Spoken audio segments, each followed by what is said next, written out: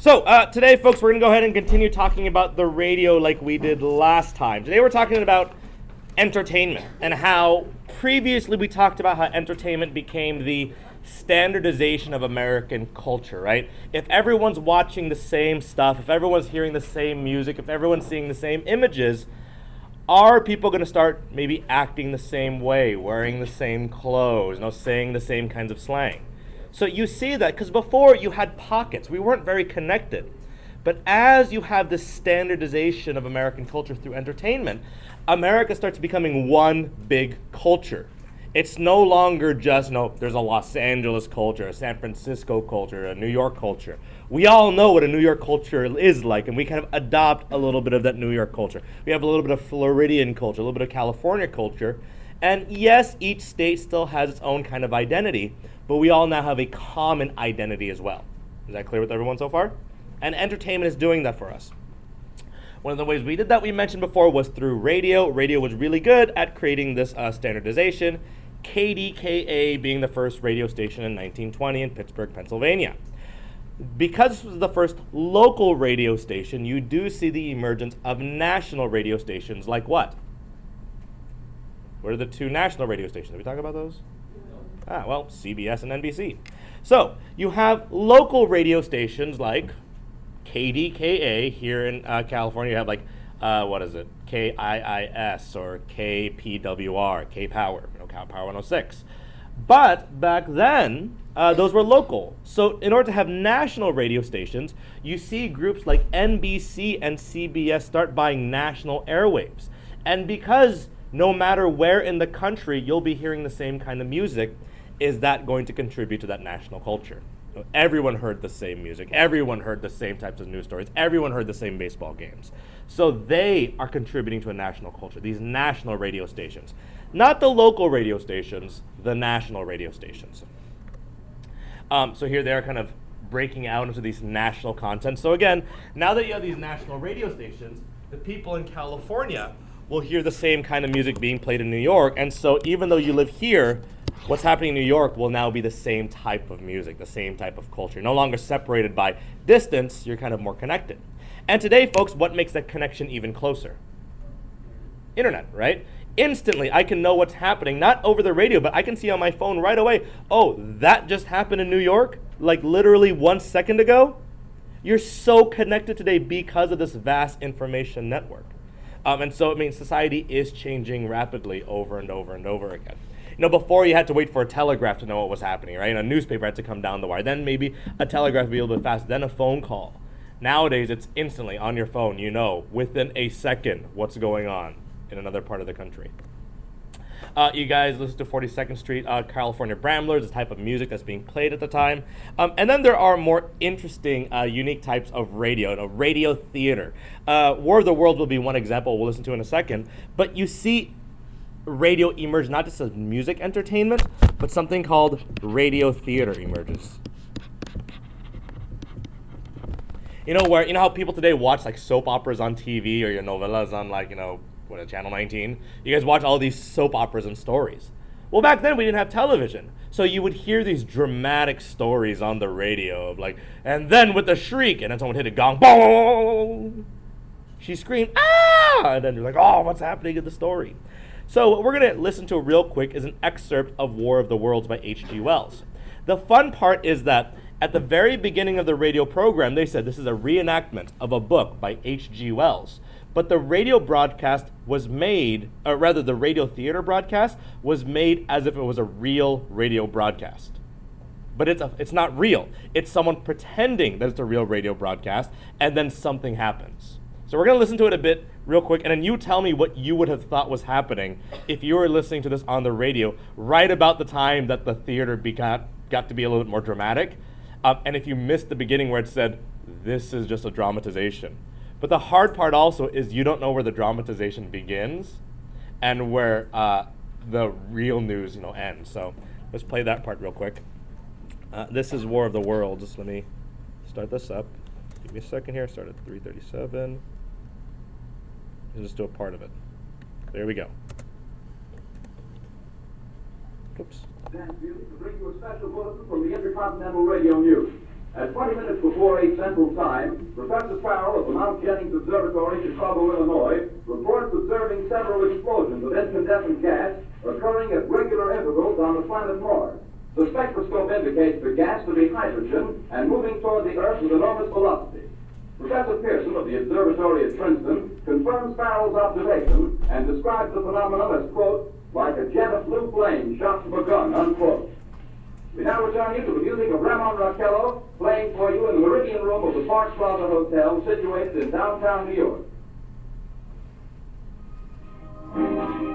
So what's happening is that the radio broadcast, this radio theater, is supposed to be a radio station, like a normal radio station, playing music, and periodically they'll have news reports that an alien ship is coming from Mars, coming to attack America. And so they're trying to make it as real as possible. But if you didn't hear the beginning, it sounds like a real news story about gases from Mars are emerging and a blue ship is racing towards America at the velocity of a gun. We'll keep you updated as we hear more. Back to the program. But the program is part of the program. There's a news story within the show. And so if you're hearing this for the first time, you think aliens are real and they're coming after us. The fun part is so many people did not know that they began to call police officers. They began to shoot at the air, and people thought that aliens were actually attacking New York City. At the very end of the radio broadcast, which many people did not hear because they ran outside their doors looking up, they said, and we thank you for this live radio presentation from H.G. Wells and the New York Theater Company. And that was the end of the story. But for about a good 4 or 5 hours, people literally thought that aliens were coming to attack. Guys, we mobilized the New York National Guard, assuming that aliens were coming to attack us, or that they were already here and destroying and killing people. Because as the radio broadcast talks about later, like, aliens were attacking and destroying the city. And so radio got really exciting at a certain point because this is all the type of entertainment that you had. Other types of entertainment are stories like Little Orphan Annie, stories for kids about this little orphan named Annie who would try to get past the orphanage and get all these ridiculous shenanigans. And so radio theater became very popular. It was family time. What are you going to do after dinner? You're going to sit down and listen to the radio as a family. That's what happened during this time period. So again, here you have family just listening to the radio. You have music. You have radio theater, the news. You listen to sports on the radio. I mean, everyone listened to the same stories. Everyone began to hear. And again, you start, hearing news on the radio for the first time. You start hearing sports on the radio for the first time. Now in Los Angeles, you can care about the Brooklyn Dodgers because we don't have a baseball team yet in California. And so you start seeing that emerging as, wow, those people have sports. That's very exciting. And so again, we talked about, famous musicians emerging, and so that's pretty important. By 1929, 12 million families have radios. By 1929, 12 million families have wireless radios. Let me put it that way. They have wireless radios by 1929. 12 million families have wireless radios. And to be fair, folks, to have a radio was still a big deal. So you would have parties where everyone on the neighborhood would come down to your house to listen to the radio. That was like what you did back then. So by 1929, 12 million families had radios. So again, but can you imagine you're just watching and listening to the radio one day and you hear that aliens are attacking, and because you assume that everything on the radio is true, you just assume that aliens are attacking? So it was pretty effective, and then people got kind of mad. Others thought it was just brilliant radio stories. You can actually hear the entire radio broadcast if you go to YouTube, just look up War of the Worlds. It's actually pretty brilliant. And I've been to a 1920s party where it's like you're at a club and they play the actual radio broadcast, and then periodically you're listening to music. They'll start reading excerpts like, all of a sudden aliens are attacking, and everyone will pretend to panic, like, oh my god, aliens are here, and then, but we'll keep you posted, like, okay, and they start dancing again, having a good time, and then about like 20 minutes later, someone will go back to the microphone, like, this just in, like, aliens have now begun attacking Europe, oh no, and we'll all pretend like, we're panicking, and like, oh, we'll get you more later, I'm like, okay, let us know, and we'll keep dancing again. So it's pretty fun. And so there are War of the Worlds parties and 1920s parties you can go to periodically where you pretend like it's real and you're getting attacked and whatever else. So if you guys ever get a chance to go to a War of the Worlds party, they're pretty fun. You act stupid and you pretend like you're in the 1920s, and you pretend like you're all freaked out that aliens are attacking. It's pretty fun. First feature-length film we did talk about is Birth of a Nation. promoted by the KKK. We talked about this last time, yes? But we didn't get to watch the clip before, is that correct? So let me show you a quick clip from Birth of a Nation just to set you guys at ease and make sure things are fair between everyone. Let me pause this real quick so it doesn't slow down the video.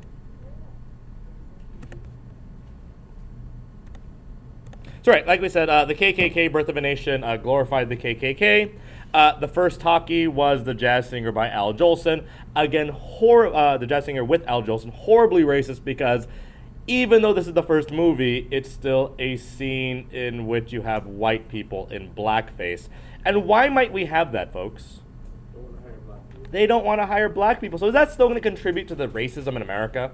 Now, this idea that, look, if you want to feature black folks as the main character in a film, we're not going to do that. I mean, can black people be extras or side characters, children, actors on the side? Sure. But if you want to be a main character, that's not going to happen because the philosophy in Hollywood is who wants to see a black man on the screen. So you still have this racism, and is that going to impact American culture? It's still going to promote this sense of what is and is okay to be in America. In reality, folks, the significance then of entertainment is the following. Here's the significance of entertainment. Number one, movies and radio become America's new favorite pastime. It becomes a new favorite pastime for Americans. Many Americans use it for family time, so it becomes American pastime. It's what we do for recreation, movies and radio. It becomes an American pastime. We also use it for family time. What if you don't like your kids so much? Well, then one really good way to spend it with them without having to do anything with them is listen to the radio. You don't have to talk. So if you hate your kids, the radio is great because you don't have to talk to your children, but it's still quote-unquote family time. There's also the emergence of the cult of celebrity. Again, these celebrities will become idolized. And who will maximize on this cult of celebrity? Well, Babe Ruth will, sure. But let's say all these people become so successful, people idolize them, that advertisers will take advantage of it. And then they'll use people like Babe Ruth to kind of sell products. So as people become more famous, sports people through radio, musicians through radio, actors through movies, they become so famous through entertainment that everyone knows who Babe Ruth is. And so if everyone knows who Babe Ruth is, maybe people will buy the cigarettes that he smokes. So there's that. You see the use of leisure time change. The use of leisure time or free time changes. Before, when you had free time, maybe you would go out and push a stick, a wheel with a stick, or you might throw rocks in a pond, or you might climb a tree. Nowadays, entertainment is used to listen to the radio or watch movies at the theater. So, leisure time, free time changes. It also changes the image of women, right? The image of women will change. What type of woman is allowed to be acceptable? What is beautiful on the movie screen now? It'll also promote consumption. How will it promote consumption? If you're watching a movie, how might that promote consumption? Yeah, if an actor is, let's say, smoking, Joe Camel Reds, oh my God, that looks so awesome, that scene where he flipped that car and he's smoking a cigarette. I want to flip a car and smoke a cigarette. I'm going to do that. I'm going to buy a Model T and flip it while smoking a cigarette. But it promotes consumption. If I want to be glamorous, I got to look like that, do those things, buy those things. It promotes consumerism. It promotes mass consumption. Like we said, it promotes conformity. It promotes conformity. What do I mean by that, folks? Conformity?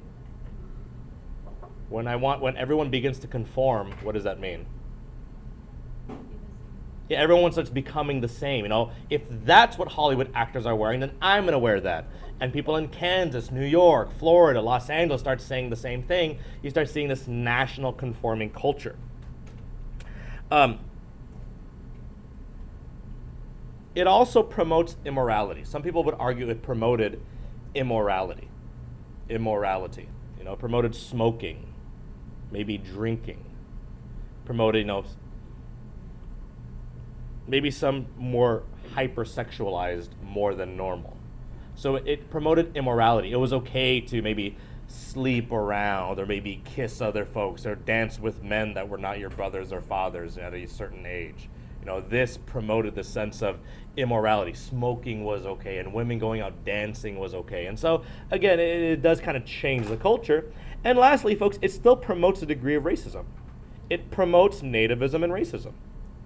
Black people are still not accepted. And if you are, you have to be a white man in blackface. And so it promotes nativism. It promotes racism still in America.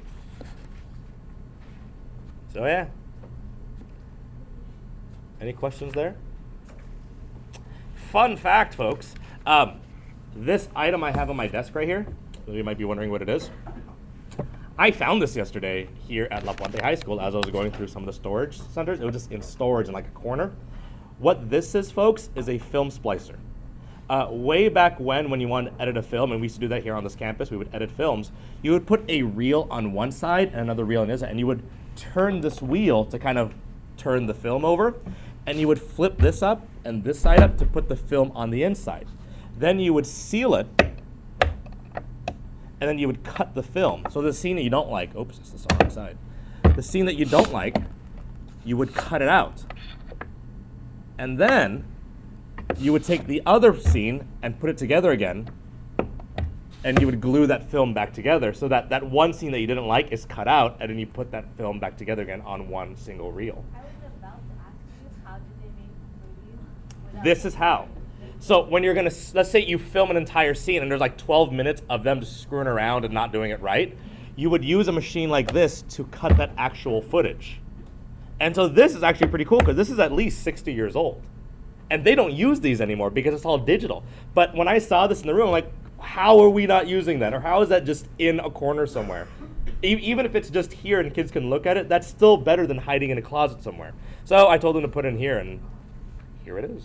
This is a pretty cool film splicer. I'm gonna get reels for this later, so at least you guys can see what it looks like to kind of reel the reel, do reel to reel from side to side. But it's neat, guys. I mean, this is way older than you or me. It's older than us combined, in terms of, well, one of you and me combined, maybe two of you and me combined. But again, it's awesome. That's history, guys. I mean, that's how they used to make films back then. If you want to edit it, here it is. And look, no real technology whatsoever. It's just simply analog. You take one piece, you take another piece, and you just cut it, just like you would today with like scissors. But this is so you cut it precisely right down the middle. It's pretty cool. If you guys want to take a look at that later, by all means do so. I guess you have to know about the airplane. The airplane kind of just jumps in here because there might be a question on it. But the airplane is pretty cool. The airplane kind of emerges more so at this time. And the airplane was developed by the Wright Brothers. You guys know the Wright Brothers, right? Familiar with them? Likely you won't get a question on them, but the Wright Brothers might come up. They made the first flight in Kitty Hawk, North Carolina.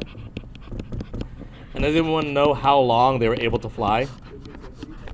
About like 12 seconds. A very, very short amount of time. But they did it unassisted. They just flew, and it wasn't gliding, it was flying. Gliding is easy, but flying was a big deal. And even though they only flew for 12 seconds at 100 feet, that was like, proof and concept. It can be done. And then they went ahead and tried it out later. So, again, Kitty Hawk, North Carolina. Eventually, things got much better, and Charles Lindbergh, in 1927, he becomes one of the more famous pilots. And he flies the Spirit of St. Louis. And the reason why he's so famous is that he makes a solo flight across the Atlantic. He makes a solo flight across the Atlantic from New York to Paris. Alone. So is that going to be difficult? On his own, he flies from New York to Paris on a solo transatlantic flight, or just a solo flight across the Atlantic. Transatlantic, if that's the word you want to use. From New York to Paris. And it takes them 39 hours and 39 minutes. And again, folks, is he allowed to just stop in the middle of the ocean and take a break? But he flies straight for 39 hours, 39 minutes by himself. So that was an impressive feat back then. Couldn't. That's the problem. I mean, that's the thing. That's why it was so impressive, because that he was awake for 39 hours flying a plane that wasn't the most secure technology yet. So he was this hero to the world.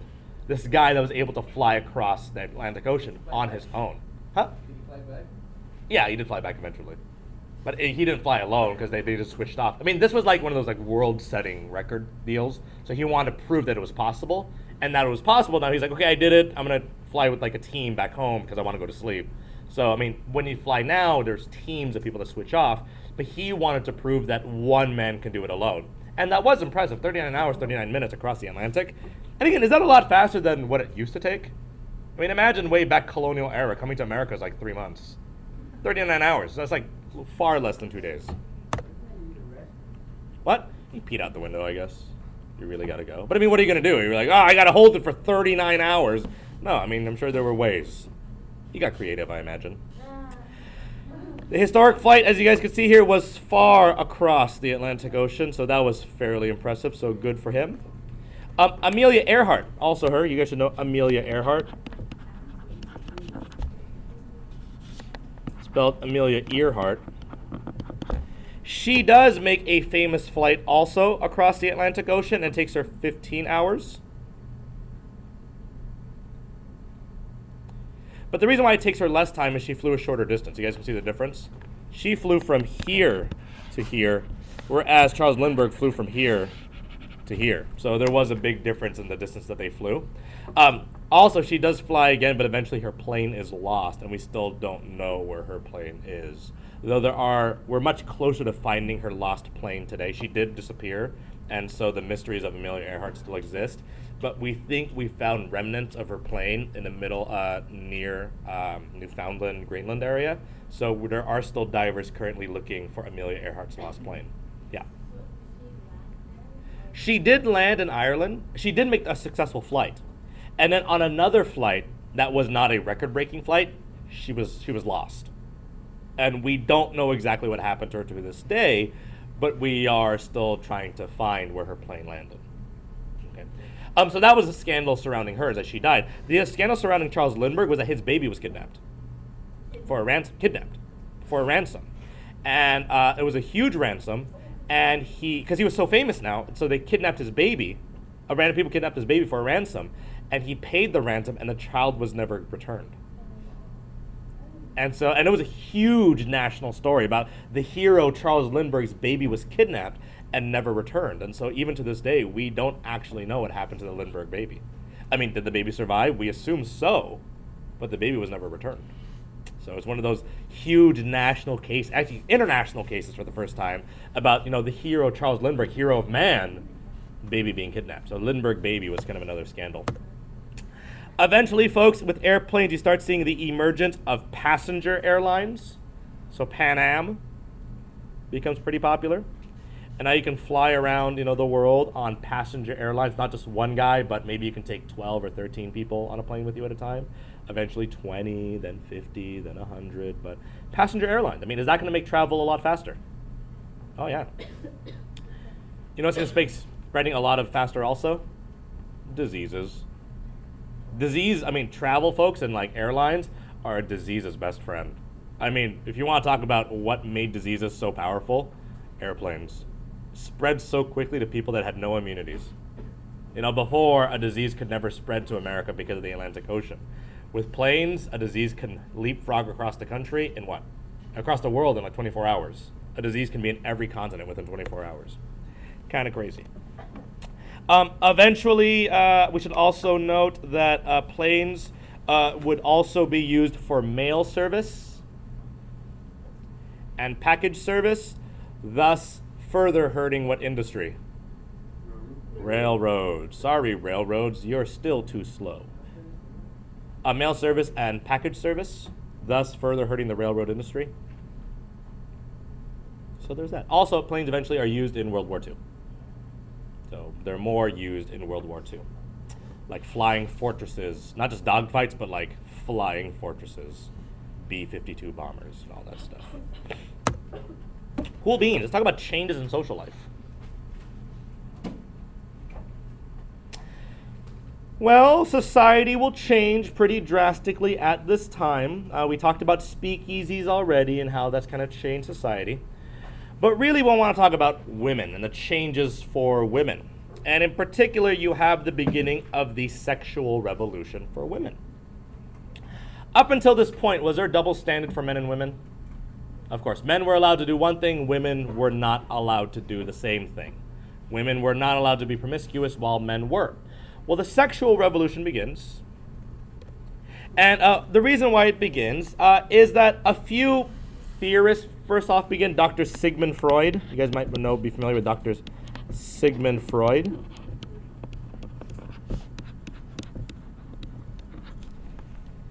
Dr. Sigmund Freud said that women were sexually repressed. Women were sexually repressed. That, like, unlike men who could go to, like, bars and saloons and pick up prostitutes, women were not allowed to engage in those same kind of acts. And he said that's kind of ridiculous because it's pretty likely that women are just as sexually interested as men. Maybe not to a full degree, but more so than they're allowed to today.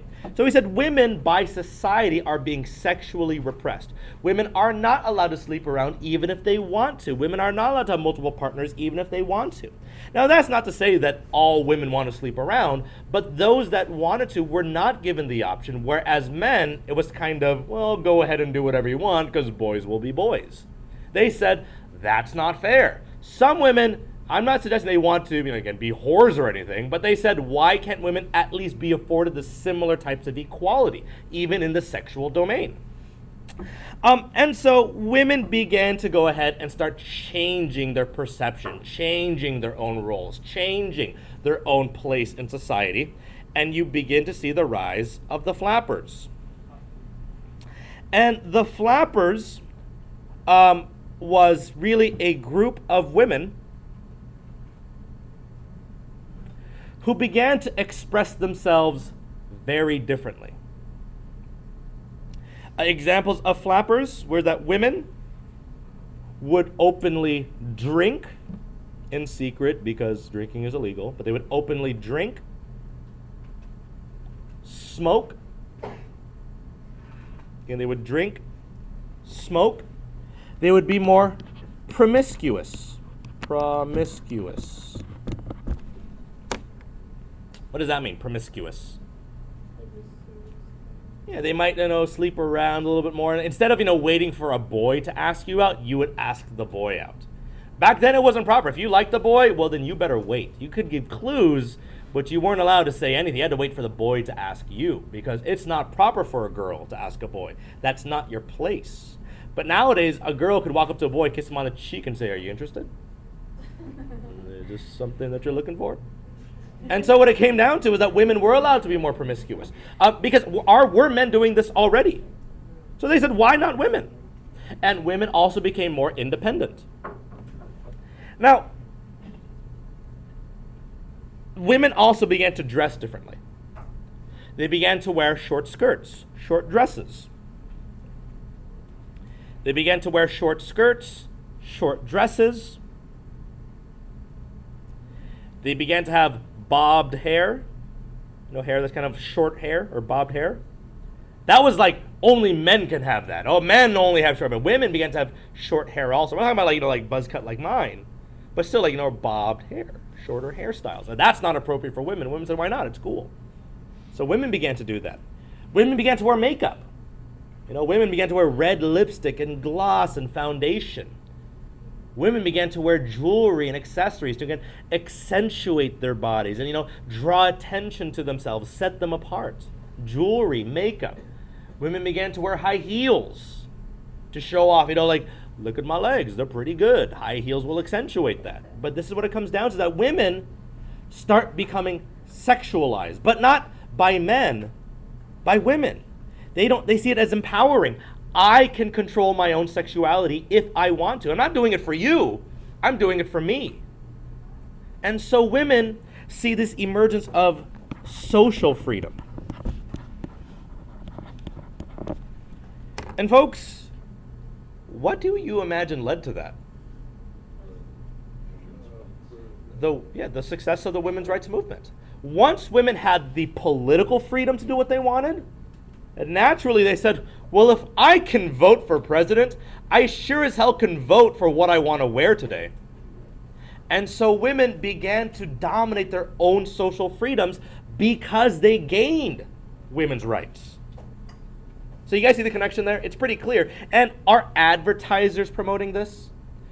Is entertainment promoting this? Mass consumption is promoting this. I mean, there's jewelry everywhere now because Ford allowed mass production to be possible. There are shoes everywhere now because Ford allowed mass production to be possible. So now women want to buy everything, jewelry, whatever else. And so that kind of emerges at this time. Again, here you have women changing the definition of beauty. Women begin to change the definition of beauty. What is beautiful? Here you see different styles of bob hair, curled. It's not lowing locks of hair anymore. You see a lot of jewelry. You see a lot of more glamour. Glamour is kind of the emphasis today. Now I want to make it clear. Is this true for all women? No, there are still women that are still going to be conservative, right? Women that still are going to be very religious, that feel that this is all immoral. You shouldn't be doing this. But this is the fad. This is the trend. This is what Hollywood is promoting. This is what advertising is promoting. Because before the 1920s, did people have these kind of clothes, these kind of jewelry, these kind of makeups? No. So in order to sell those products, they had to advertise it. And so now that they're saying this is what you're supposed to look like, is that going to create a lot of women to have to go go out and buy things? Is that going to create that consumer culture? Is that going to promote advertising and entertainment? So it's all kind of connected together. So you have, again, the changing identities of beauty. Here are less kind of photographed kind of pictures. Yes, ma'am. Was Hollywood the base of movies at this time? It's emerging to become the center of movies at this time. It's not like right away like the major. You have multiple centers of movie making at the time, but Hollywood is emerging as the most efficient. They have the most resources to be able to do it. Remember, Los Angeles is not very big yet, so you can build studios there because there's nothing there yet. You can build a giant set because there's nothing in LA yet. There's like one giant building, and so you have open space, not like today. And so here's like more normal women, everyday women, and again, is their dress still pretty different than a conservative woman? Yeah. And by the way, you go back to today, this is considered conservative. Like today is like, oh, whoa, why are you so dressed up? Why are you looking so formal today? And like today, you guys are like, what are you wearing? Shorts? That's ridiculous. You can't wear that to school. This is what was expected. Now you wear this. You're like, why are you so dressed up? Why are you looking so conservative? Why don't you let yourself go a little bit more? Here's another image of women, again, dressed up a little bit more. You can see women are like, I'm going to wear pants. I'm excited about that.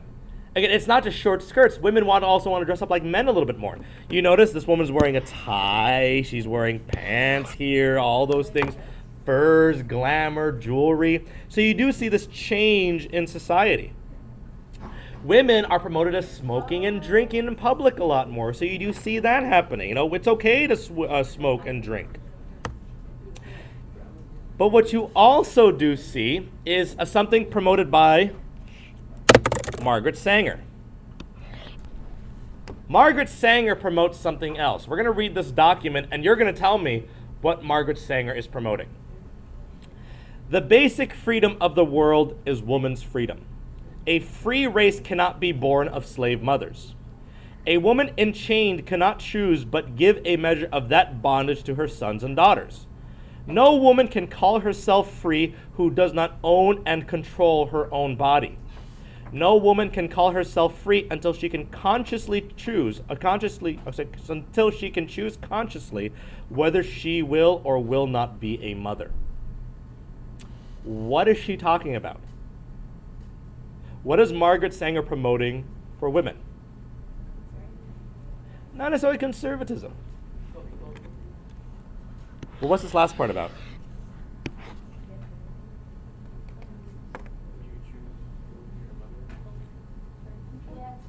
Birth control.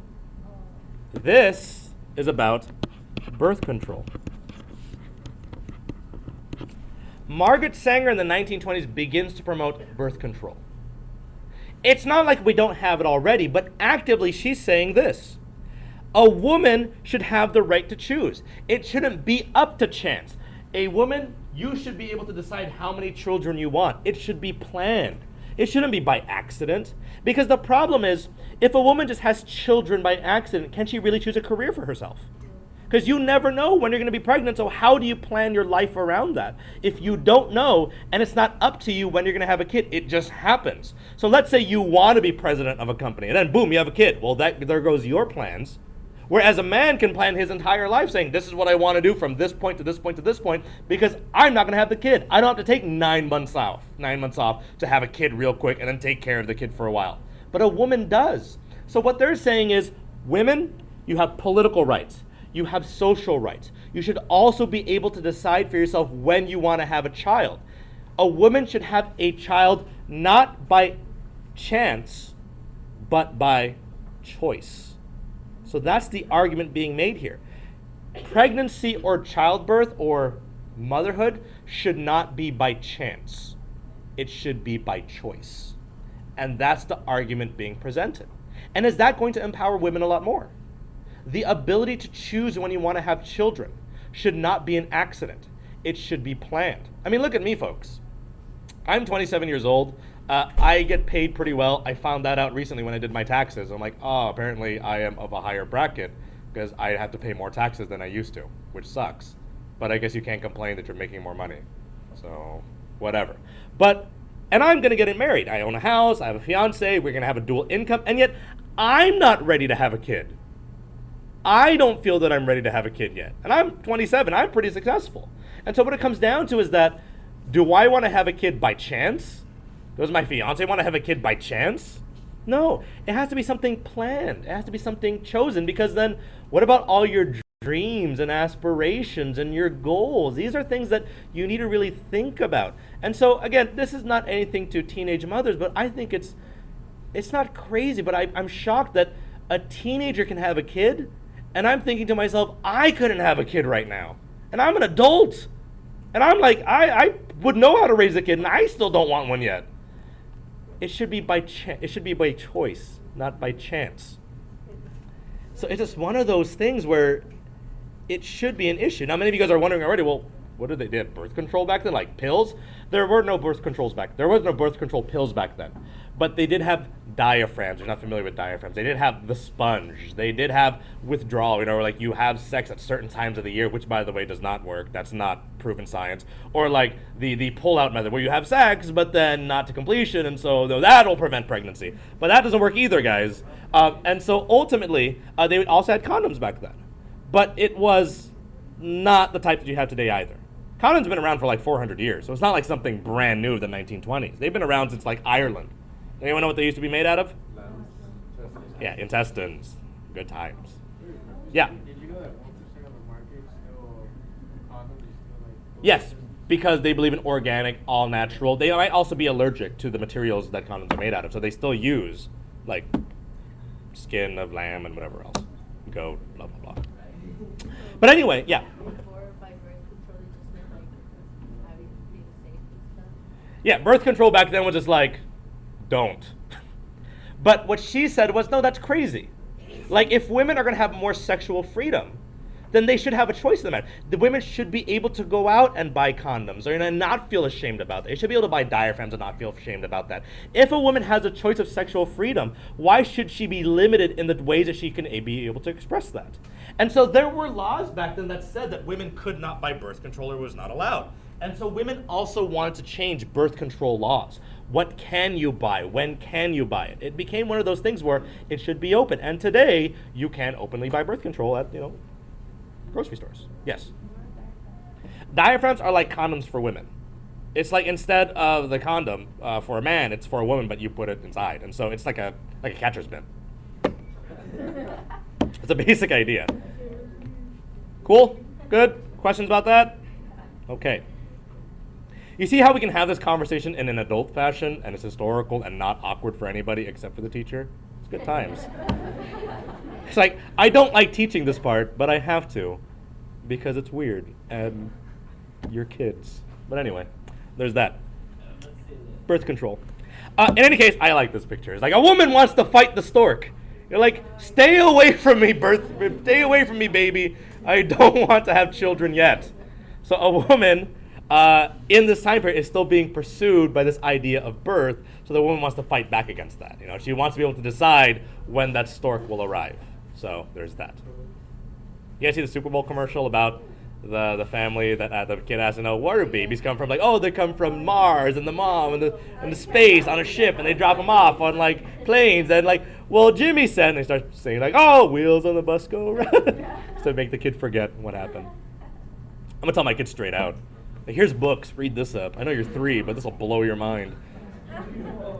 Anyway, here's another really great quote. The place of the woman of intelligence is not inevitably in the kitchen, worrying about pot and pan trifles, not at the front door every eating, waiting tremulously for the step of her John, and fearless lest the roast be overdone. Her place is where she can give the most service and get the most out of life. So what are they advocating in this flapper movement? Yeah, the woman's place is not the home.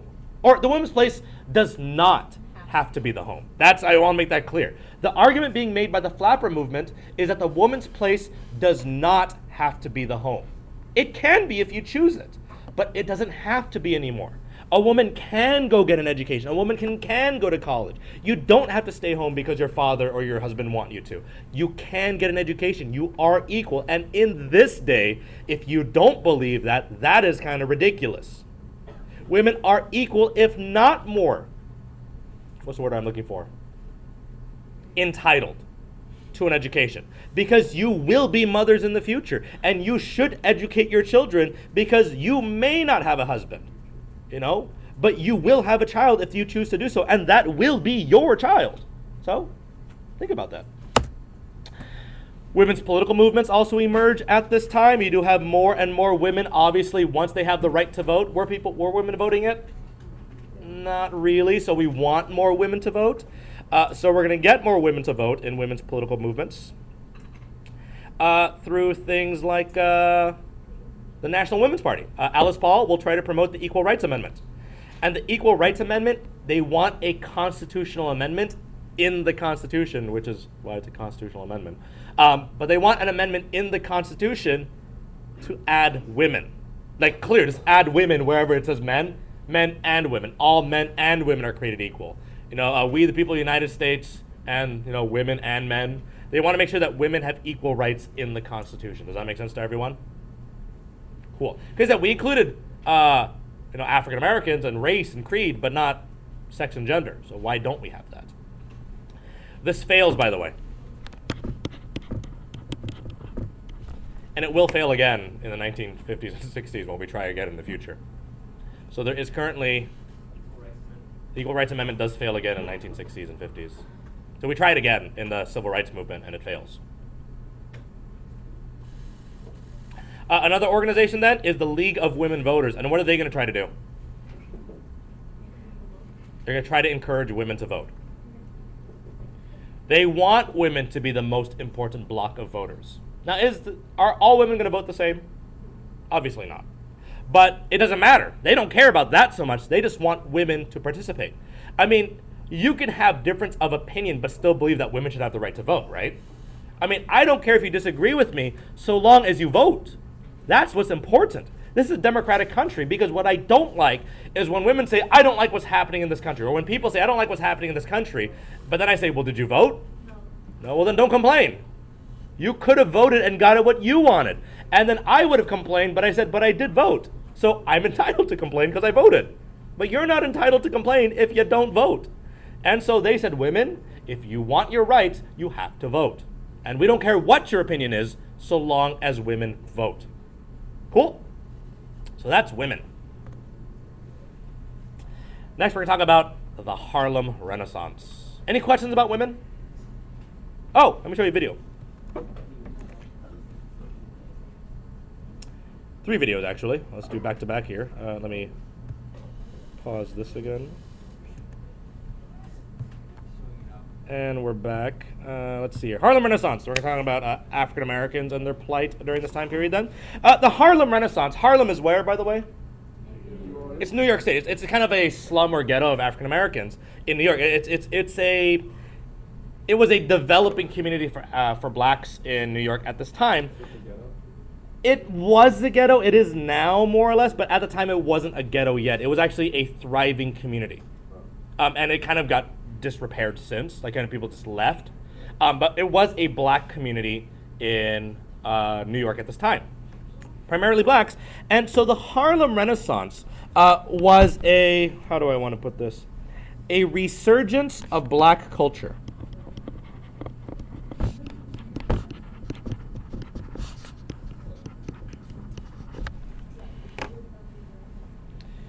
No, it's a resurgence of black culture, folks. You saw this in the form of poetry, literature, art, and music. Again, it's all types of culture: poetry, literature, art, music. I mean, they did all types of art forms. And again, it's a renaissance. It's a rebirth of black culture in America. And the inspiration of their art was mostly the sorrow and discrimination of blacks. Because of what? Racism, Jim Crow. And so the majority of the inspiration for their art, their music, their literature, poetry was sorrow and discrimination of blacks. They wrote about their personal experiences, and you kind of saw that in their art. Here's one example of, again, just, black culture. Some of the art is very colorful, very nice looking.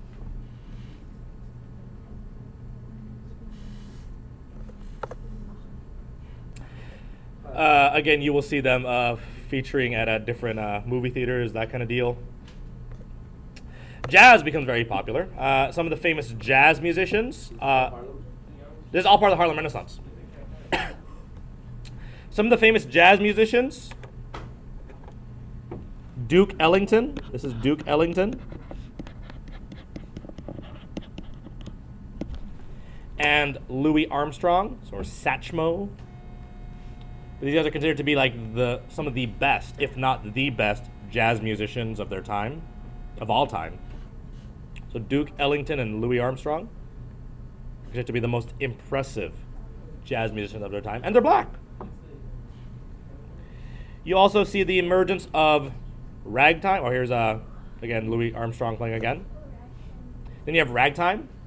Ragtime music being played by Jelly Roll Morton. Nickname was Jelly Roll. What's ragtime? Ragtime is more like it's Nickelodeon music. Like play that Nickelodeon, that magical music machine. Dun, dun, dun, dun, dun, dun, dun. It's very like happy, upbeat music. It's like you're plucking on a piano the entire time. It's ragtime. Jelly Roll Morton. Oh, by the way, go back a little bit. You guys know that Nickelodeons, you know what those were? They were nickel theaters. You play with a nickel, you watch a movie. So they're called Nickelodeons because you would pay with a nickel. So fun fact. Anyway, Jelly Roll Morton played ragtime. It was very more upbeat type of piano music. It was like something you could dance to, light on your toes kind of deal. And obviously there was really famous black clubs that you could go to. Only black people were allowed. So the Cotton Club is this very exclusive black club. You know, white people couldn't get in. Right, but part of it came down to, it's kind of reverse racism. And yeah, but Cotton Club is a pretty racist name for it. But it was a name co-opted by blacks. They called it that themselves. Like, they wanted to control that name. They said, it's our club. Yes, we understand the racist intentions of it, but now it's our word. And whites weren't allowed unless you came with a black person. So it was like reverse discrimination. Because cool whites wanted to hear black music, but you couldn't go to the elite black club where Louis Armstrong and Duke Ellington were playing unless you had friends with black people. Here they are fighting for their rights. Because unfortunately, society still wasn't kind to blacks, and what they're fighting for is things like equal rights still. Blacks are still trying to fight to end Jim Crow. Let me put it that way. Blacks, yeah, Jim Crow is still around at this time. They still have segregation. And so blacks are still trying to fight Jim Crow and segregation. So this is where the inspiration comes in. They're still trying to fight segregation and Jim Crow. Here are some poets, some famous poets you guys should know. Langston Hughes, he's a poet.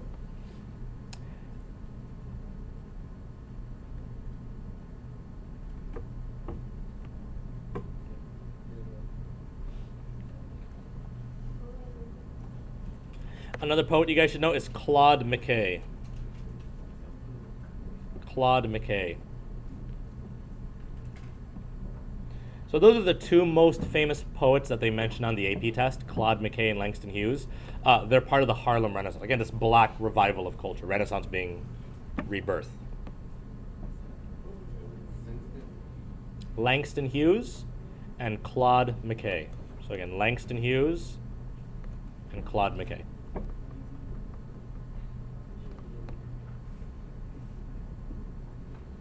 Okay?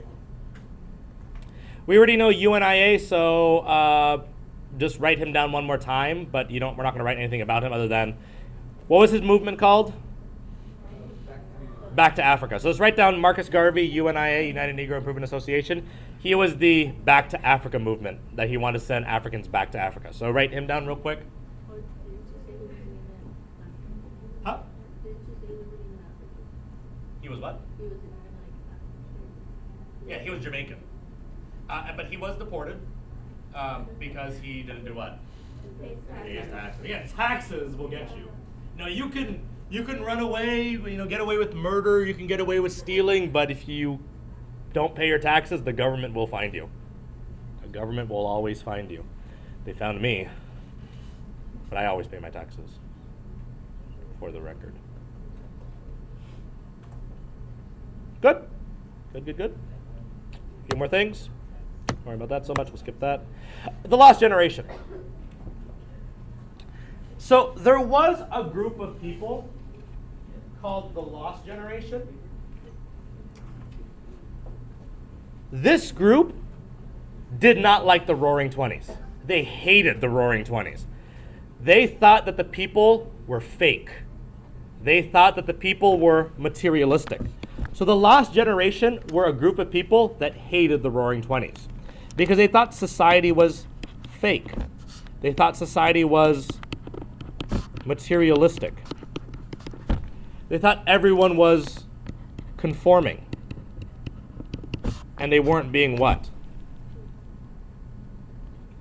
They may not necessarily conservative, but they felt that they didn't want to be conservative either, but they felt that there were no individuals. Today, oh, you just like Britney Spears because everyone likes Britney Spears. You're not even acting like you're not even thinking for yourself. You're only doing what society wants you to think.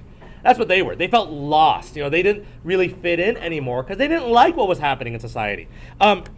Many of these people they hated the culture of the 1920s. They hated conformity. They were nonconformists, is another way to put it. I'm not just going to like movies because everyone likes movies. I can't believe you're spending all your money and you're forgetting all the people that are dying. They're like negative Nancys and emo Erics and depressed Davids, That's what they were. Many of these guys were anti-marriage, what do you have to be happy about? They hated people that were happy. They didn't really like overt patriotism. America's not that great. They hated patriotism if it was too much patriotism. They thought democracy was ridiculous because people were using it too much. And they didn't like prohibition either. I want to drink my sorrows away. So one of the more famous Lost Generation writers was H.L. Mencken. Again, super negative.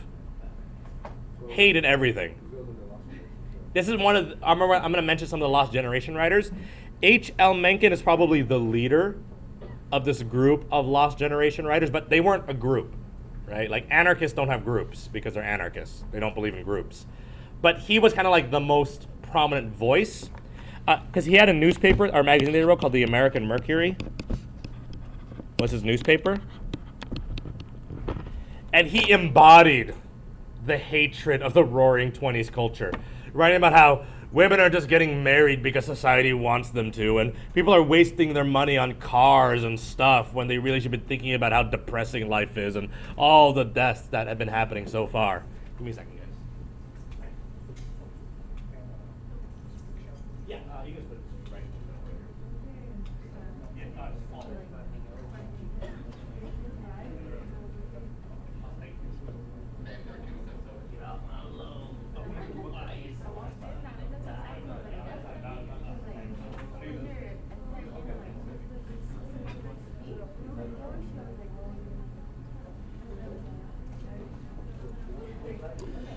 So H.L. Mencken was super negative. He, again, didn't like the idea that people were happy, and so he was going to drag everyone down with them. It's like, huh? He embodied the hatred of the Roaring Twenties culture. You guys ever watch Debbie Downer on Saturday Night Live? It's like, wow, Disneyland is great. Like, yeah, but you know that like 20 people die from Disneyland every year. And like, oh, well, thanks for that. Like, oh, cats are fantastic. But you know, like 300 people every year have to give up their cats because of allergies. So like, it's made everything so negative and sad and depressing.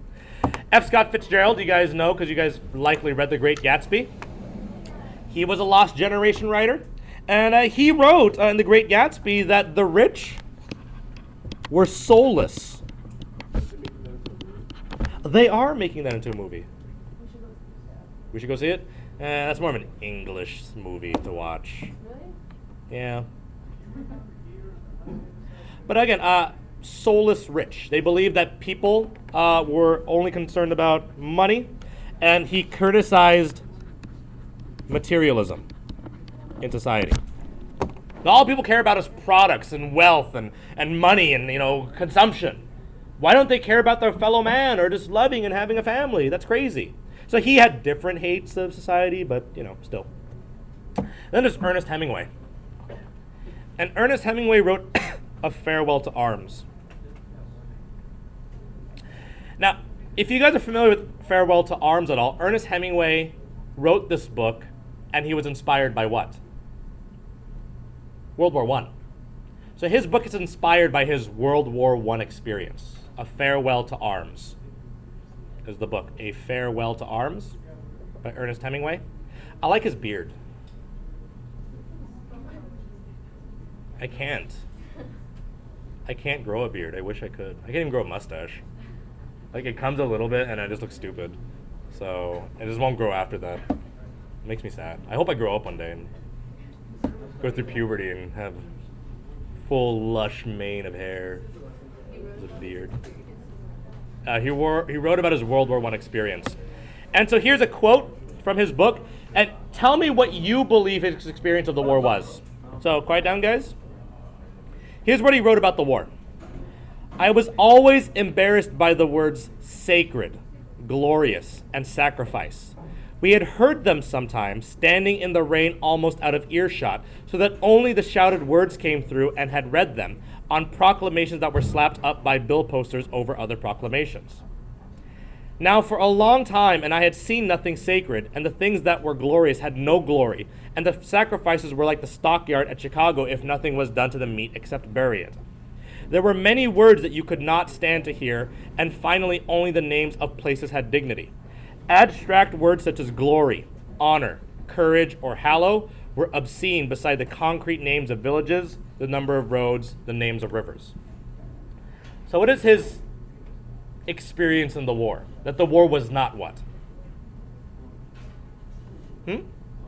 It wasn't glorious. It wasn't sacred. The sacrifices, you're talking about honoring sacrifices. Are you burying these men, or are you letting their bodies pile up? You're talking about courage. Those men ran cowardly into guns, and you made them because they were afraid. War was not as glorious as you remember it because you weren't there. So he writes and criticizes about this romanticism about World War I, saying what you remember and what actually happened is not the same. And so for you to go around trying to romanticize my experience, how the honorable soldier came back, where is the honor in killing?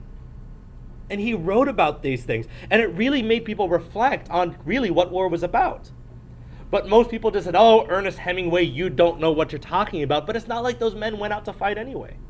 And so he really did criticize, and he looked at all these people and said, how can you be happy when 110,000 people died? How can you men walk out there and hug your women and children knowing that your hands are stained with blood? And yet, they did. And so he didn't understand that. How could that be the society that we lived in? So that's what happened. Then you have Sinclair Lewis, who wrote Babbitt. I do have a copy of Babbitt here somewhere, unless I gave it to someone. He wrote a book called Main Street. Or rather, he wrote Main Street, and he also wrote Babbitt. That's by Sinclair Lewis. And he pretty much criticized, again, materialism. He criticized the consumer culture.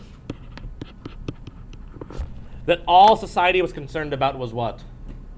money and stuff, ownership, material goods. I'm only cool because I have a car, not because I'm a good father. Being a good father is just something on the side. I'm cool because I have a car. What kid? Oh, my kids. That's right. I forgot I had kids. I was busy talking about my car. All right, lastly, folks, politics of the 1920s. And you're like, what happened to the presidents? Well, we'll talk about them right now. We're not going to talk about very many because this time period that we're talking about is only how long? 10 years. We're only talking about a 10-year period. There's only 2 presidents that we're going to talk about today because the last president of the 1920s we're going to talk about during the Great Depression, next unit. There's only 2 presidents we have to learn about, and not very much because they weren't very good anyway. In the election of 1920, folks, you had a president. You had the Republicans, they nominated Harding, and the Democrats nominated Cox. What do you notice about this election? Yeah, it's North and South. But who won the North? Republicans. And who won the South? Democrats. That's going to change pretty soon. But you see how it flipped today? Today it's the complete opposite, right? But back then the Republicans stood for progressives and business regulation. Isn't that crazy? They stood for progressives and anti-business regulation. So it was the same party consisted of 2 completely different groups. That's like pro-labor and anti-labor being part of the same party. But that's what it was back then. Because there was still this transition of McKinley-type presidents and Gilded Age Republicans and Roosevelt Republicans that were still part of the same party. And they were trying to figure out their identity. They didn't really know what a Republican was supposed to be. So everyone still voted Republican, even if they didn't represent your interest anymore. So it's still kind of a crazy election at the time. Can you have a question? Yeah. Did they make it a big deal when the party would switch? Did they make it a big deal? Not. I guess they would say like, oh, you're cheating your party. But yeah, but this is the new party of conservatism. So like, you're going to start seeing that switching over right now. As immigration policy affects politics today, you will start seeing a shift in politics. Now, as Republicans become more moderate because they want to cater to a more Latino population on immigration, you'll see a shifting, and it'll almost be like, oh no, we were always like this. So sometimes they'll be like, it's a major shift. Other times they'll be like, no, we were always this way. It's just that our policies did not reflect that. We were always the party of people. I mean, both parties believe they're the party of the mankind. They believe they're the party of the social classes. In any case, Warren Harding is elected in 1920, and he served until 1923.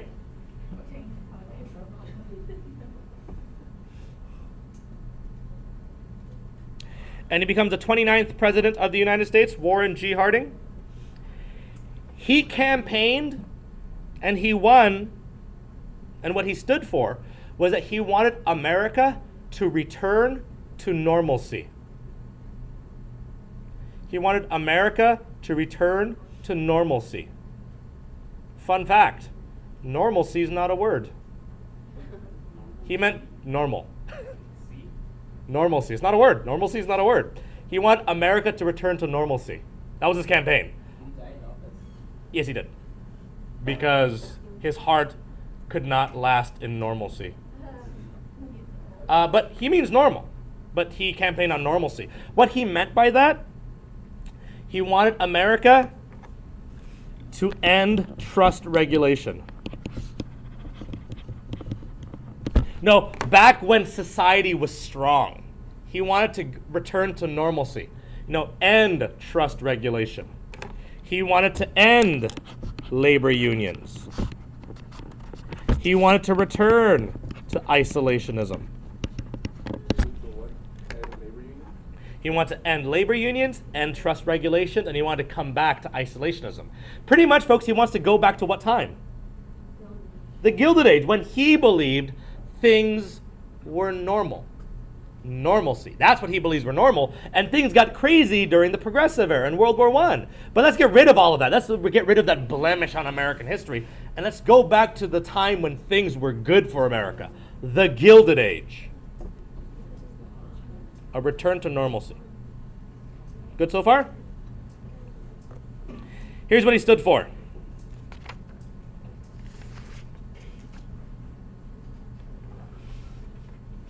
Just leave me one quick line so I can explain all of these. But this shouldn't take too long.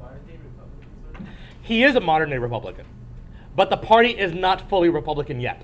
But Harding is the first, you're right, of the modern day Republican. He is this is the group and the beginning of the modern day Republican. What's lacking, though, is the Christian conservative part. That will happen in the 1950s and 60s. So, but you have the pro-business Republican emerging at this time now. Yeah. Let me explain all of these. The trickle-down effect, folks, meant that he wanted to give tax breaks to the wealthy and give money to the wealthy. And if the wealthy had money, then what would happen? Yeah, it would trickle down to the poor. Like, they will create jobs for the poor and whatever else. But you notice, oops, who's calling me? That's what he meant, though. He wanted these jobs to trickle down to the poor. Like, he would give money to the rich and it would create jobs and it would trickle down to the poor. But again, folks, it's not like, and the poor will also be wealthy too. It's trickle down. Like, slowly over time, when I give you $1 billion, then all of us poor will receive like $3. And it will trickle down to us individually and society will be better. That's trickle down effect. Fordney-McCumber tariff, folks, was a massive tariff increase. The Fordney-McCumber tariff was a tariff increase to 38.5%. To 38.5%. It goes back up to 38.5%. You guys remember what it was before? It was 24%. At the Underwood tariff was at 24%. It goes back up to 38.5% because that's supposed to help who? Businesses, right? It's supposed to help businesses. He also believes in laissez-faire capitalism. We've heard that before. He's pro-monopoly.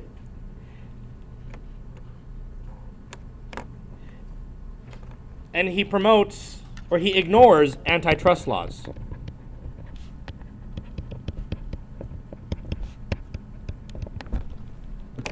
He ignores antitrust laws.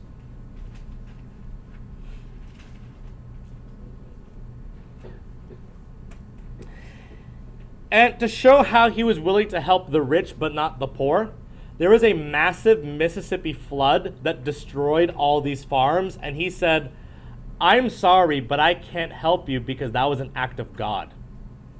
God sent that. Who am I to counter God? So that's his opinion. We can help businesses and the wealthy, but when your farm is destroyed by a flood, sorry, God clearly wanted your farms destroyed. That would obviously be a different answer. So if the flood destroyed no business, it'd be like, oh, we have to restore the American economy. But it's because it's farmers. He's like, what do you want me to do? I mean, laissez-faire, the government shouldn't get involved. If you want to fix your farms, you got to pull yourself up from the bootstraps and help yourself like any other American would. Because Americans are hard work and you can get through this. You know, God is testing you. So if you're being tested by a flood, rise up, build an ark, succeed, put your family on it. Here's trickle-down effect. Like you give the money to the rich and it trickles down on the poor. But that's pretty much what it is, right? It's you give all the money to the bankers and they'll pee whatever they want on the rest of us. That's trickle-down effect. There was also corruption in his administration. Corruption as a result of the Ohio gang. Pretty much, folks, Harding's cabinet was also known as his poker cabinet. Because all the secretaries, folks, were his friends. Which means, what do we have returning at this time? We had it under Jackson, we had it under Jefferson. You're appointing your friends, supporters. It is a kitchen cabinet, but There's also a spoil system. So it's a kitchen cabinet, but he called it a poker cabinet. Okay, so it was called the poker cabinet by the media. So his cabinet is corrupt because they're all his friends. They're called a poker cabinet. They're all BFFs, and they use spoil system. So this is a very corrupt administration, very similar to whose? Not Jackson wasn't that corrupt. Grant. It's very similar to, folks. What's that term that we use when we talk about corrupt presidencies? Grantism. You're just like Grant. You're corrupt. Grantism. Aw, yeah. Grantism. All right. So, let's talk about Grantism and Harding's administration.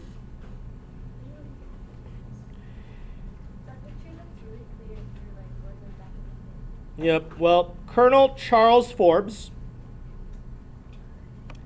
he stole $200 million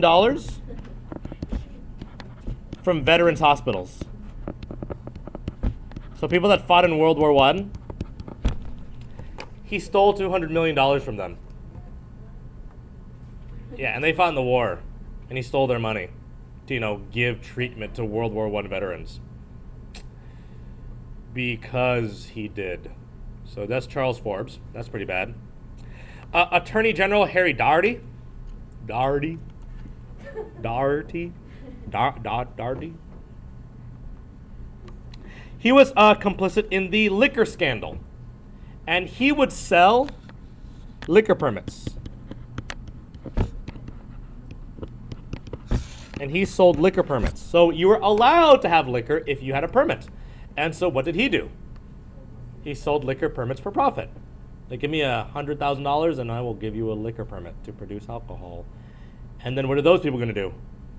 Sell it on the black market. So that's not allowed because that's a constitutional amendment you're violating.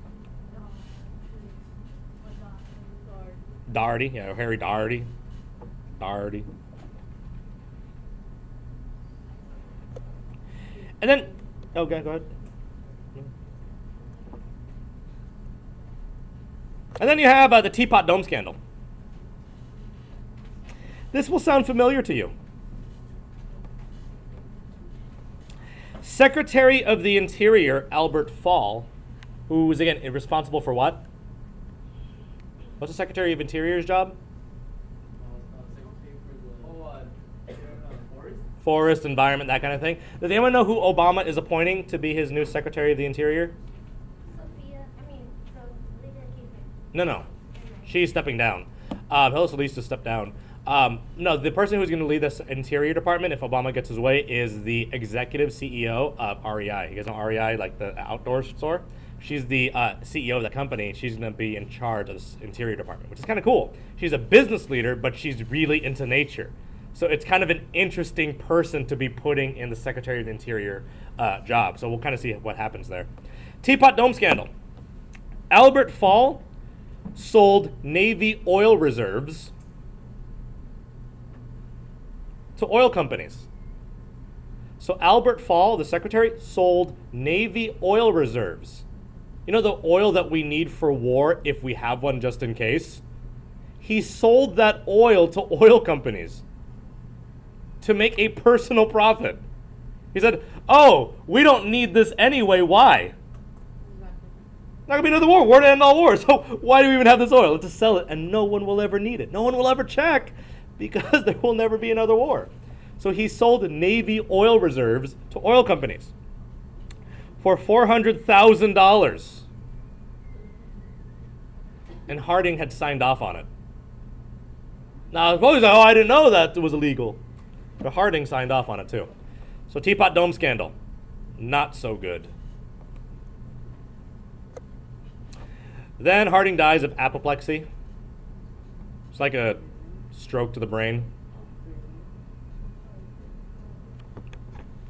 And Calvin Coolidge becomes the next president.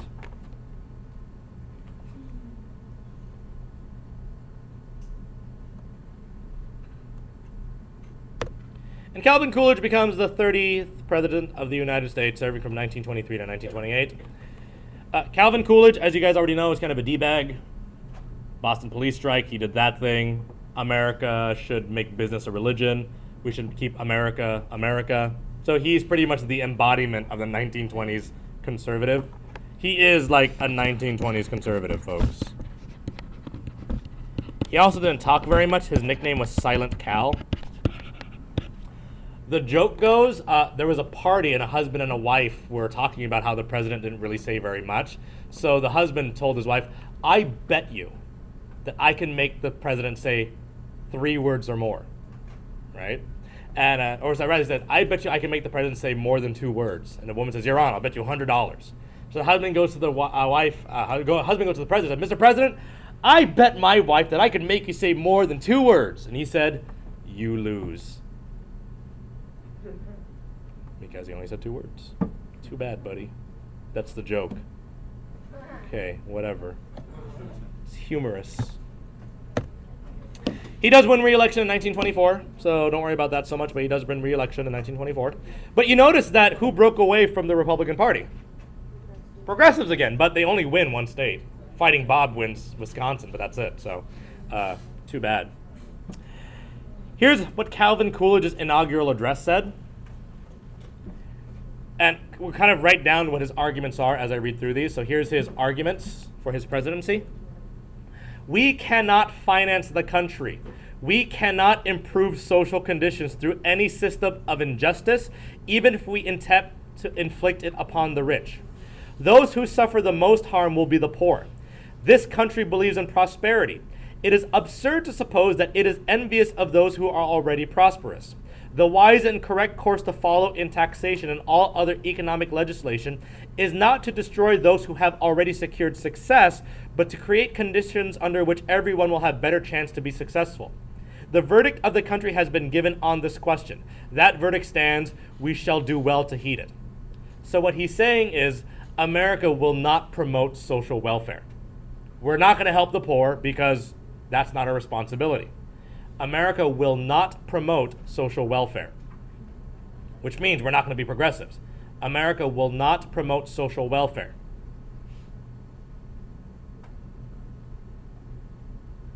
And we will not burden the rich. We will not promote social welfare, and we will not burden the rich. The rich are already doing too much. Why should we punish them for being successful? You know, if you want to be rich, then work harder. They did. Yeah. Yes, all Republicans. I really should start putting their parties here also. I keep on forgetting. Anyway, the farm problem. One thing that did happen is that farms began to fail at this time across the country. And one of the major reasons why farms begin to fail is that during World War I, farm production was at an all-time high. Why? Why was farm production so high during World War I? But not only were we producing food for soldiers, who else were we producing for? Europe, right? Europe needed food, and they couldn't produce it themselves. But by the 1920s, food production kind of declined drastically. Why?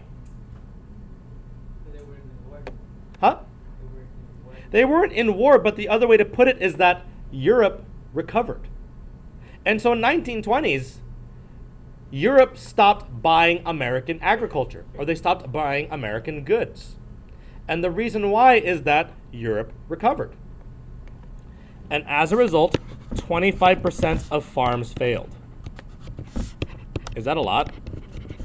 Yeah, that's a lot when 1 out of every 4 farms are failing. This sounds a lot like the Gilded Age, doesn't it? All over again.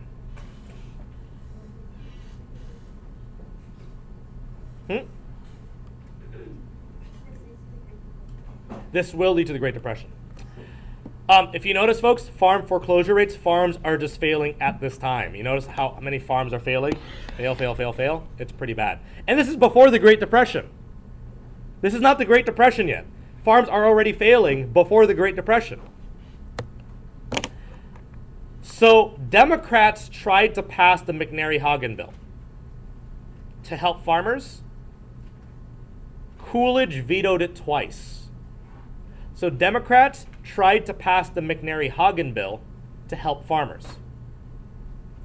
And Coolidge vetoes it twice, saying, I'm sorry, it's not our role to help farmers. If we help them, they'll never learn to help themselves. So that's like if someone's on fire.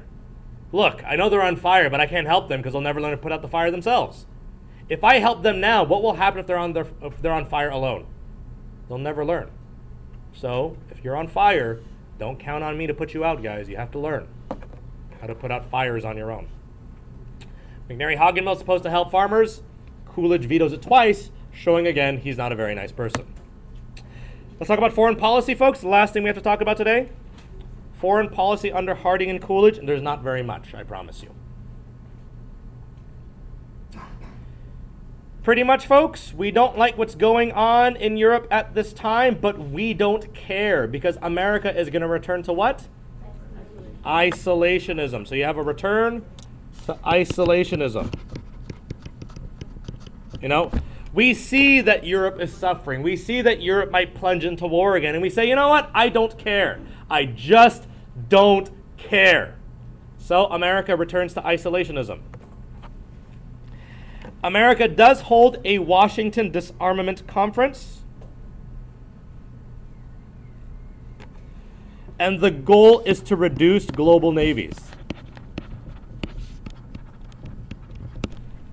Because are the empires of the world maybe getting too big? The navies are maybe getting too big. And what happens if you have a navy that's growing and growing and growing and growing? What's inevitably going to happen? What does it say? War. Reduce global navies. In particular, folks, they want to reduce the navies of U.S., Japan, and Great Britain. They say you three countries should reduce your navies. France and Italy too, I guess. They have smaller navies. And so what they do is they sign the 5-Power Treaty.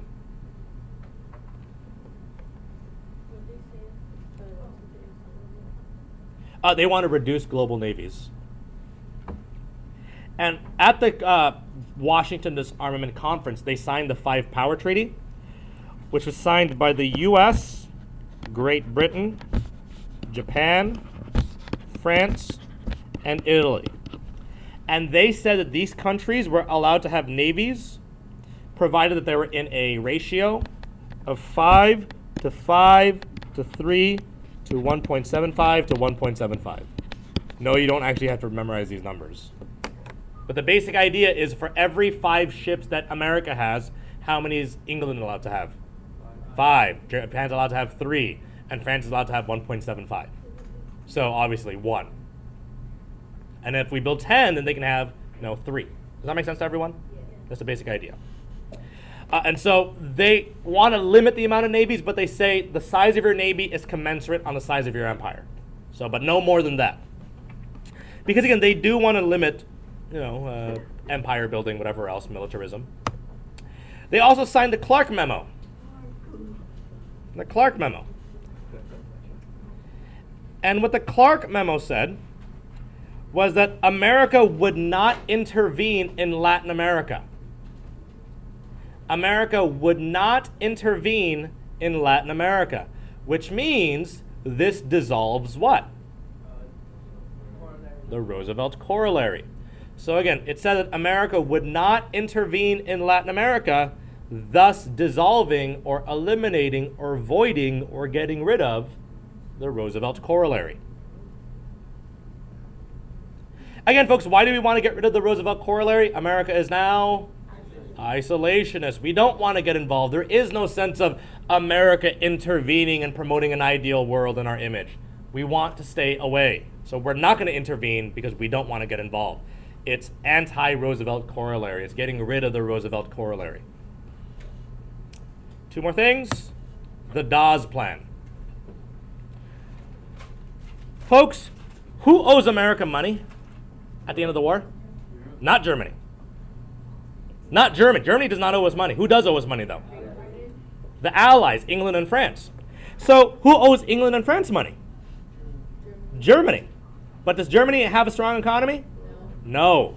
So if Germany can't pay England and France back, England and France can't pay the U.S. back. So the U.S. says we need to fix their economies. So in 1924, we create the Dawes Plan. The Dawes Plan gave loans to Germany in $2.5 billion loans to Germany. Yes. They gave $2.5 billion in loans to Germany. By doing so, Germany could pay war reparations to the Allies.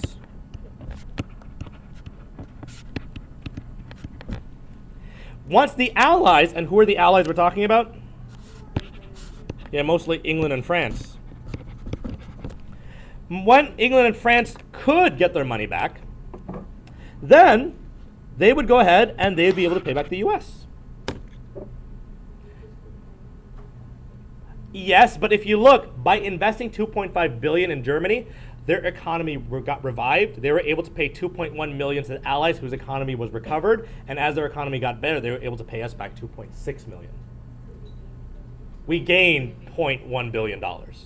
Because their economy is obviously going to produce more with that 2.5 that we gave them, right?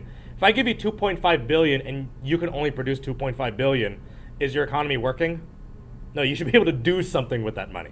If I gave you $1 and I said invest this, and you came back with me and gave me back $1 in like 10 years, I said, what did you do with my money?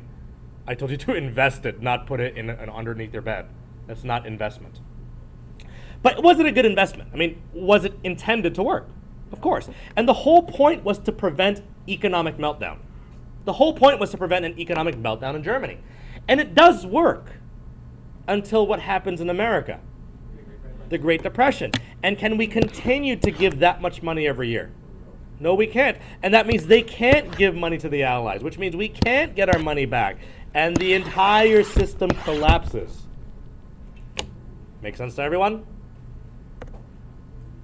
But again, people always wonder, has Germany suffered enough already? Has Germany suffered enough? Well, the question is, the war reparations will continue to hurt the German economy, which will lead them to Nazism. Here's the Dawes Plan, hurting Germans ultimately. Lastly, folks, the Kellogg-Briand Pact.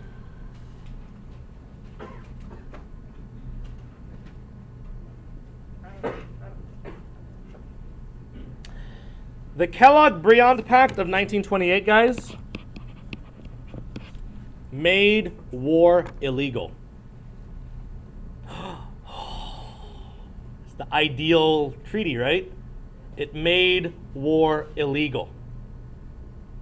If you signed on, you couldn't go to war anymore. Oh, it's the perfect treaty. Except for defensive purposes. It made war illegal except for defensive purposes. If someone attacks you, of course you can defend yourself, but no more war, guys. That's the ideal. Is this realistic? No. And also, not everyone signed it. Guess who did not sign the Kellogg-Briand Pact? Germany did not sign it. And also, could we force people to sign it? Hey, you sign this or else! Or else! Because we can't go to war with them to force them to sign it. Because we signed it. But when we signed it, we're like, we did it, guys! Kellogg-Briand Pact, we've outlawed war. No more war ever again. It's not realistic, though. And what it did was that it gave America a false sense of security. It gave America a false sense of security. Because, folks, is there any way of enforcing this? No! You can't enforce it without going to war. But you outlawed it. So, it's not enforceable? It's not. But it gave America a sense of, false sense of security. If I told you, guys, no more crime. Feel free to keep your doors and windows unlocked every day, any day. Your kids can run the streets because cars will now stop on a dime. So don't worry about it, guys. They can go 100 miles an hour. Your kid can just walk across the street. Nobody cares. It's okay. Well, and so no more crime, no more traffic accidents. Do whatever you want. Does that give you a false sense of security? Is that realistic? Absolutely not. But that will change the mentality. And when World War II happens, is America shocked? But we signed the treaty. I thought war was outlawed. If only I had known that this wouldn't work. But that's that. Here again, we have the Kellogg-Briand Pact. We still do have a Navy just in case, but we're going to let it go into disrepair. And America is not really going to take itself seriously for a while. Japan will break it, obviously, as will the Germans. And so here's your essay. It's number 1, I believe, on your list, but go ahead and write this down. This will be the essay that you will be writing for the weekend. Again, due on Tuesday, because I've decided to give you Monday off in honor of history. What? Veterans Day? That's November 11th. President's Day. Washington Day. How did 2 of the following shape American national culture in the 1920s? Advertising, entertainment, and mass production. So how did it shape national culture?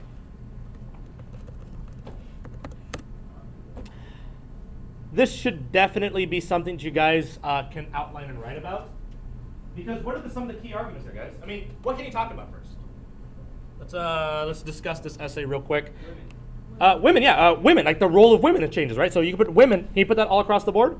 Yep. Yeah. Let's talk about women really quickly in advertising. Women are more what? Well, how do we portray women or the role of women? Maybe more sexual, maybe more glamorous. Maybe we portray women as consumers. All that stuff, right? What about in entertainment? Same thing? Yeah. You talk about movies, flappers, radio. Dancing, talk about that. Mass production, how do we get women influenced by mass production, if you want to use mass production? Not necessarily defining what's beautiful. Buying goods, right? Mass-produced goods. Like what? So makeup, clothes, jewelry. What else, though? I mean, what other goods are we buying? Not as you don't mass produce birth control, and cars aren't really targeted towards women either, though. Not really cigarettes either, because like, what do we expect women to be buying? Alcohol, cigarettes, Appliances. Appliances, guys. Products, dishwashers, stoves, these kinds of products. These will influence national culture, won't they? These will tell us this is the role that women will play. This is what they're going to do. Good so far? What else can we talk about being influenced by society at this time? What else can be influenced, folks? So culture, yeah, we have a celebrity, so cult of identity. So it's about cult of celebrity. And we talked about both of these paragraphs, cult of celebrity, sure. What else is happening to culture in America, guys? I mean, read through those sections of impact. I mean, I gave you a section for all of these. Read through them real quick. I'll give you time. Racism, yeah. Where's that coming from? Entertainment, advertising. Racism is still being promoted at this time, sure. Now again, I'm writing generalities. You can go through your notes and find the facts later. Give me a fact if you want, but you can find the facts in your notes later. What else? What else is being promoted to change national culture? I mean, what are we using? What facts can we argue are doing this? Or what are the actual changes being made? What about a consumer culture? Or consumerism? And what are they being criticized for, guys? That because of consumerism, these people are more what? Yeah, materialism. They're materialistic. What does that say under racism? Consumerism. It's all across the board. Consumerism, materialism. What else? What else can we talk about? Huh? The lost generation? Yeah, so lost generation, we can put them under lost generation. And probably these two paragraphs. But specifically, how did advertising change society? It glorified consumption. We talked about women. What else did it get people to do that was not very good? Buying on credit. So you have on credit, right? So you credit. Oh yeah, also for as well credit. So purchasing on credit, is that good for the economy? No, but it's encouraged. It wasn't good. What else? Like, what did cars do for us? Entertainment, radio. What did entertainment do for us? What's that one thing I kept on reminding you about what radio did for America? Yeah, it brought families together, and it made what in America? Sure, leisure time change. What about leisure? Conformity. It creates an American culture. We become Americans as a result. You have conformity emerging here. Anything else you guys want to talk about? Railroads are Yeah, railroads are affected. So railroads are down because of mass production. Sure. What else?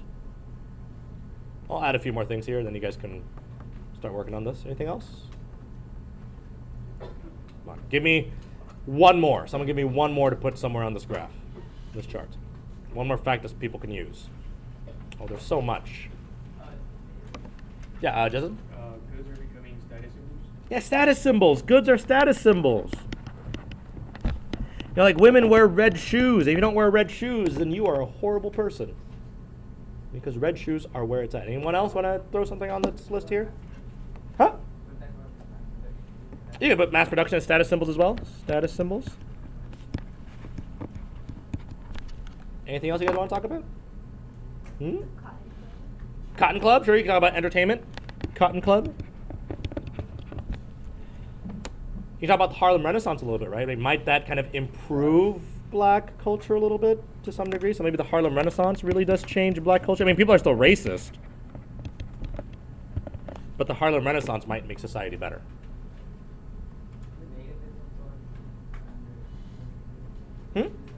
Where would you put nativism?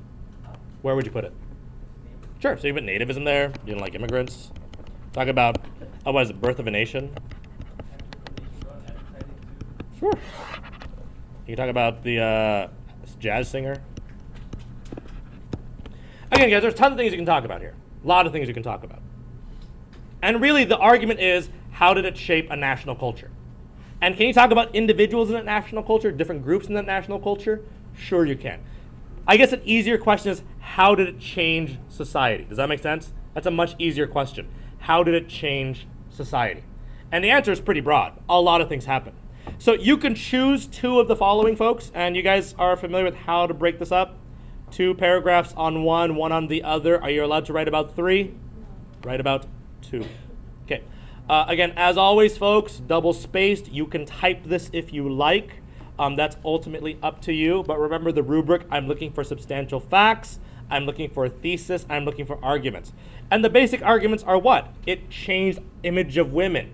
It created consumer culture. It made us materialistic. Those are arguments. If you have those arguments and then you can defend it with fact, you all should likely be able to write 5 through 9 essays. Also, if you do it, that'll also give you a good score by not doing it. Huh? Yes. Yes. And so again, it's not, you actually have a lot to write about, so you don't have to write about everything. But let's say you write 2 paragraphs on this and 1 paragraph on this. Or whatever, but you have to write still a 3 body paragraphs.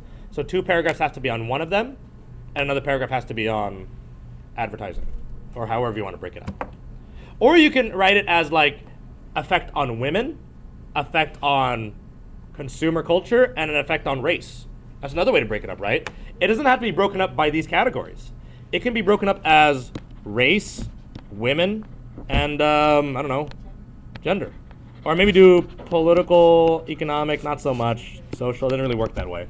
You can't do Persia for this one because it's all mostly social. So you can kind of do economic and social, but it might probably like economic and too social, like social gender, social race. It's up to you however you want to break it up. But there are a lot of things you can do. So do you guys feel like you could write this essay? Yeah, it's not too hard. And you have time to do it at home. So the goal for this weekend, folks, is to write the best essay that you can. If you guys get a 9, great, you get a 9. If you guys get 100% on your essay, then great, you get 100% on your essay. I'm not going to take that from you. But you have to be able to write it and do it. And it's all due on Tuesday. Sure, ma'am. Chapter 32. Yes, you have 3 things due on Tuesday. Chapter 32, essay, multiple choice. Yes, ma'am. Does it have to cover like race, like all those, or can we pick which ones we want? Again, my rule of thumb is you should have at least 10 to 15 facts. If, No, yeah, I know, but Uh-huh. what I'm saying is like, you know how we have race, political, equal, like. oh, I see what you're saying. Yeah, do we have to use all of those in our essay? No, you don't have to. It's up to you how you want to argue it. These are just some ways to argue the essay. It doesn't have to be like that, though. You can argue it in whatever order that you want to, in however you don't have to mention race as one of your paragraphs. It can just be something that you mention in a sentence if you don't want your essay to focus on that in particular. However you want to break this up is up to you. And again, folks, because you have the time, try to formulate a good essay so that when I give you feedback, it'll be like, here's what I tried in terms of a good essay. I will give you feedback for it. Like, this was good, I like how you organize it, versus just writing in 35 minutes, where clearly, can you do your best writing in 35 minutes? No, but you have to try, right? But if you do have the time, give me your best writing, and I'll give you the score that I feel is commensurate. And again, you can write it again at home after feedback anyway. But please try your best on this. Questions there? Everyone cool with this? Before we end, well, actually, that's pretty much the end of Unit 8. So give me a second here.